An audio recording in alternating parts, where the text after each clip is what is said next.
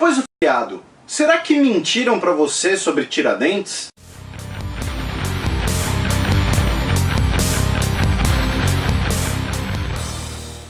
E aí pessoal, meu nome é Felipe Figueiredo, mais um vídeo de xadrez aqui no YouTube. Como talvez vocês tenham reparado, na última terça-feira não teve vídeo, pois era feriado. Eu avisei lá no blog que não ia ter nenhuma atualização durante o feriado, então caso você acompanhe só o canal, acompanhe também o blog, né? Lá na descrição do vídeo tem todos os links aí de fanpage, do próprio blog, etc. Enfim, foi por isso que não teve vídeo, não reclame comigo, pois eu avisei. E aí eu vou aproveitar o feriado de Tiradentes para falar um pouco sobre a história. Não a história de Tiradentes, eu vou usar ele como um exemplo para falar sobre como nós podemos, como nós devemos lidar com a história, pelo menos um dos aspectos dela. A história tem vários aspectos, né? Por exemplo, memória coletiva, mas não vou falar de tudo isso num vídeo só, senão vai ficar muito chato, muito cansativo. Eu vou aproveitar essa situação para falar um pouco também sobre aquela retórica que eu brinquei no início do vídeo, sobre essa coisa de o professor mentiu para você, sobre escola partidária, uma história falsa, uma história ideológica, uma história verdadeira, esse tipo de coisa. Então vamos começar.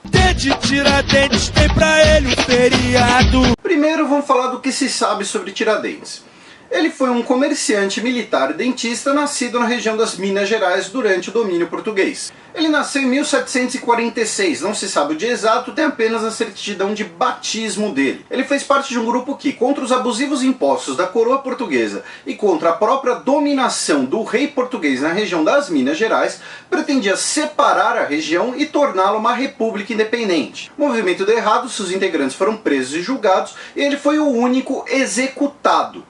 Ele foi enforcado em 21 de abril de 1792, foi degolado, sua cabeça foi exposta em Vila Rica, seu corpo também foi esquartejado, os pedaços expostos em alguns outros pontos das Minas Gerais. Mais de 200 anos depois, hoje nós temos ele como um dos principais símbolos do estado de Minas Gerais, batizando palácios, praças, medalhas. Nós temos ele como patrono das polícias militares do Brasil, como um patrono cívico, e seu nome está grafado no livro de aço do Panteão de Heróis da Pátria, e a data de sua execução é um feriado nacional. E pronto, resumindo, essa é a biografia conhecida de Tiradentes. Mesmo hoje, em 2015, muito do nosso lidar com a história é baseado em mitos. Mitos construídos, não mitos de seres fantásticos ou deuses na Terra, alguma coisa assim. Coisas que os próprios homens construíram com imagens ou eventos ou perspectivas que serviam àquele momento, ou então eram adequadas à perspectiva daquele momento e serviam a algum outro propósito. A história é uma ciência com metodologias e teorias próprias. Considera-se o pai da história o Heródoto, lá na Grécia Antiga, mas aqui eu vou avançar um pouco para manter o foco. No século XIX existe a grande erupção das ciências, como você talvez já tenha visto por aí, já tenha visto até mesmo, por exemplo, no canal do Pirula. É quando o pensamento positivista vai dominar, então cada campo do conhecimento será considerado uma ciência com regras próprias, ou seja, existirá uma formalização do que é conhecimento, do que é ciência e do que é história. Bem no mesmo momento em que existe um grande pico, digamos assim, do conceito de nacionalismo, né? As fundações dos estados modernos, mesmo as unificações tardias, como por exemplo da Alemanha e da Itália, os novos estados americanos formalizando sua independência.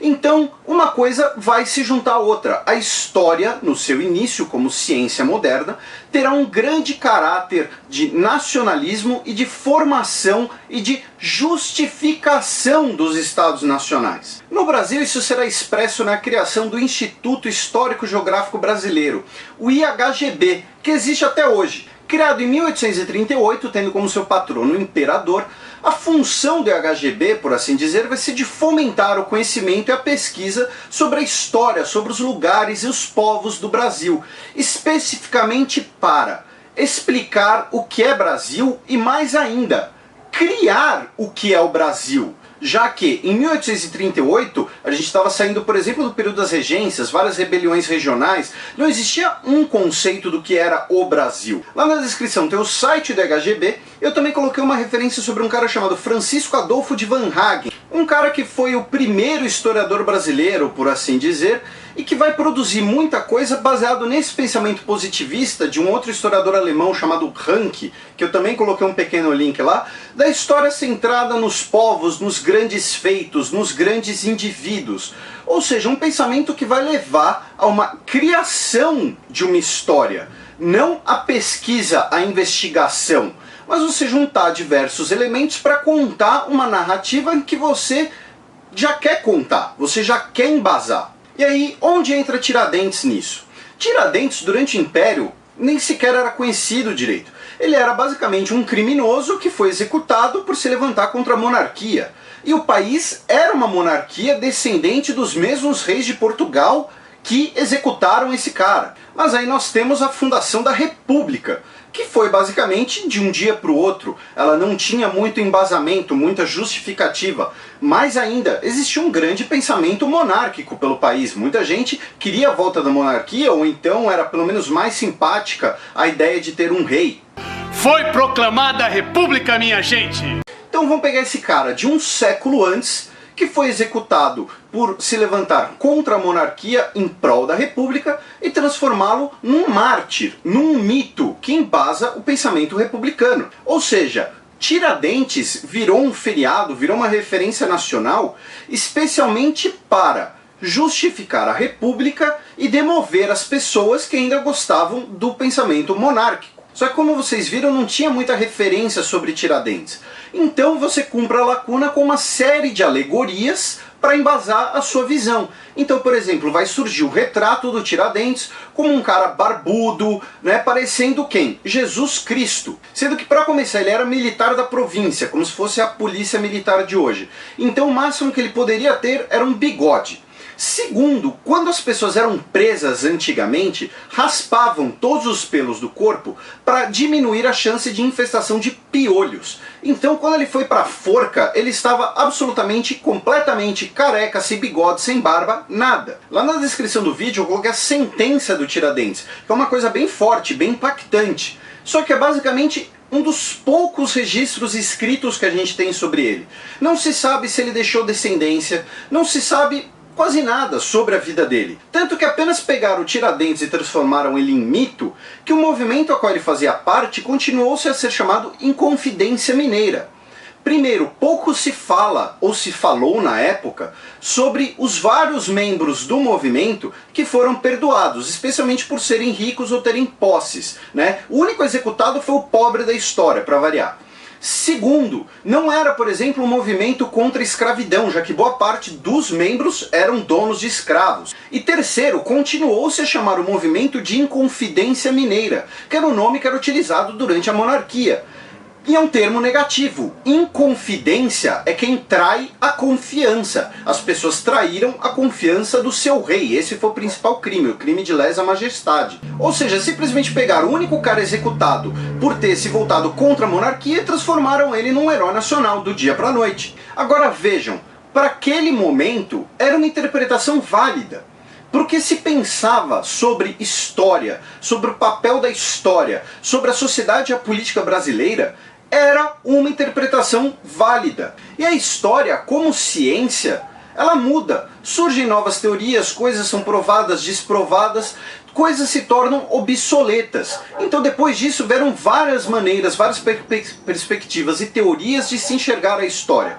Assim como muito tempo atrás acreditavam que a origem da vida era lá pela abiogênese, que se você colocasse um monte de queijo mofado debaixo da cama, brotavam ratos. A história é uma ciência, e como tal, ela se renova. Surgem novas evidências, ou evidências mais antigas são desconsideradas.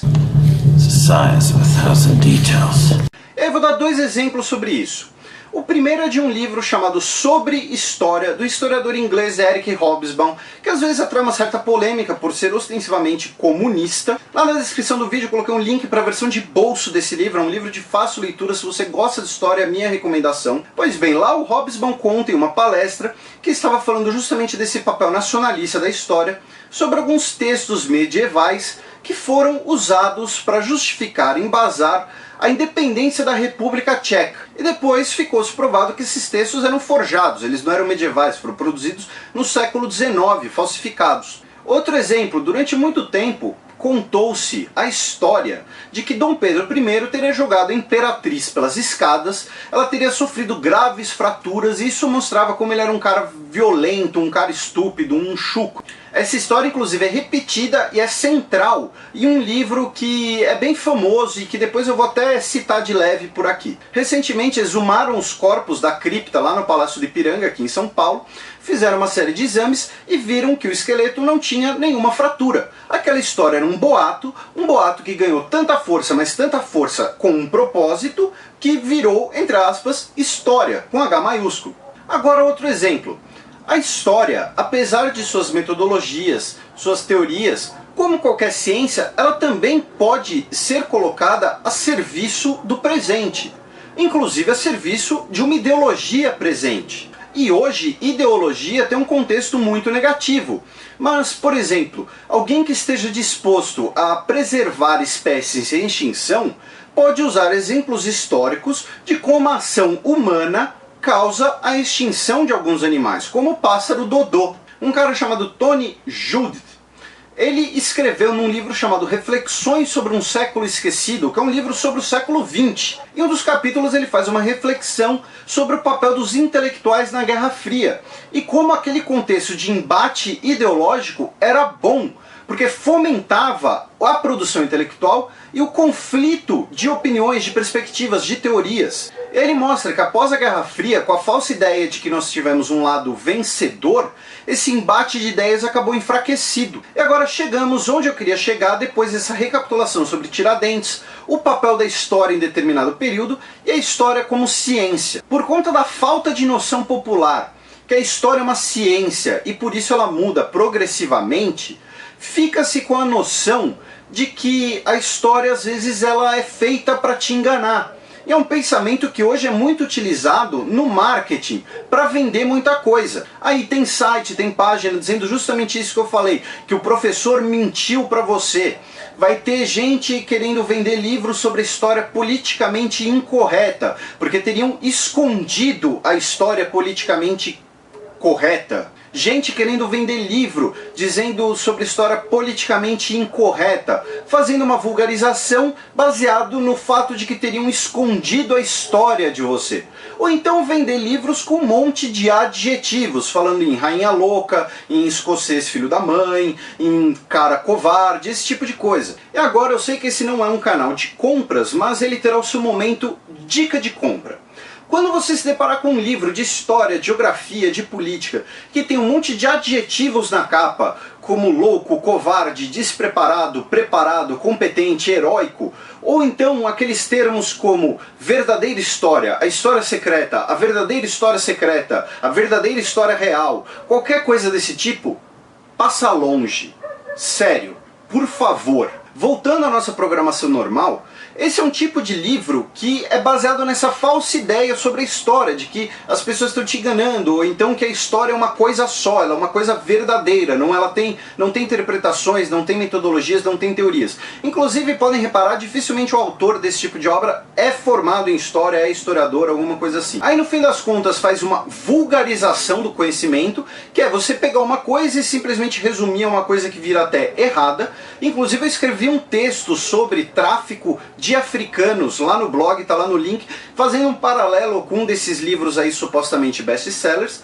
E o pior, esses livros normalmente se embasam em vários livros, várias obras boas, pesquisadas, feitas por gente do ramo. Só que muita gente não lê porque se assusta. Então o cara vai lá, faz um resumão tosco, porque não é nem um resumo bem feito, e vende pra caramba. E no fim das contas cai em contradição, porque na ânsia de criticar o que seria uma história contada de forma ideológica, ou politicamente correta, ou marxista, ou sei lá o que for na cabeça dessas pessoas, ele vai lá e faz a mesma coisa, ele cria uma história voltada para um segmento ideológico com uma ideia já pré-embutida. E aí esse pensamento tacanho vai se radicalizando, com aquela revista nacional, por exemplo, falando que o ensino de história ou de filosofia no Brasil hoje é completamente partidário.